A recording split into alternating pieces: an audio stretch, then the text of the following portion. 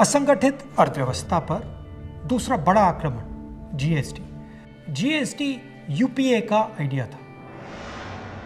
एक टैक्स, कम से कम टैक्स, साधारण सरल टैक्स। एनडीए का जीएसटी बिल्कुल अलग है।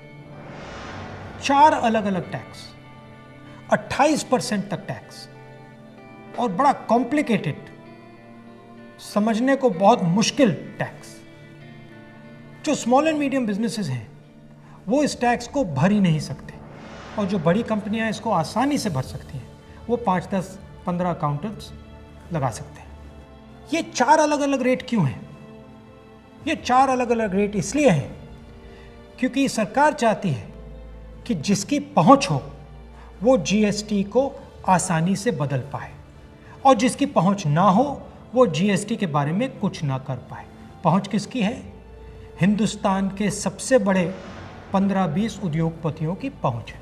तो जो भी टैक्स का कानून वो बदलना चाहते हैं वो इस जीएसटी रेजीम में आसानी से बदल सकते हैं। और एनडीए की जीएसटी का नतीजा क्या है कि आज हिंदुस्तान की सरकार स्टेट्स को जीएसटी का पैसा ही नहीं दे पा रही है। प्रदेश एम्प्लॉइज को, टीचर्स को पैसा नहीं दे पा रहे।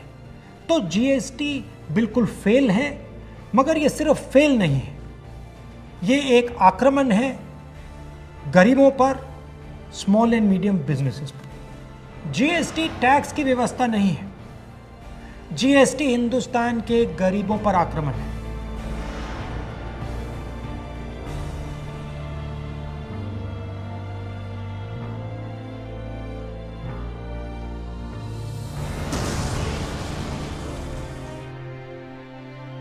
छोटे दुकानदारों पर, स्मॉल एंड मीडियम बिजनेस वालों पर, किसानों और मजदूरों पर आक्रमण है।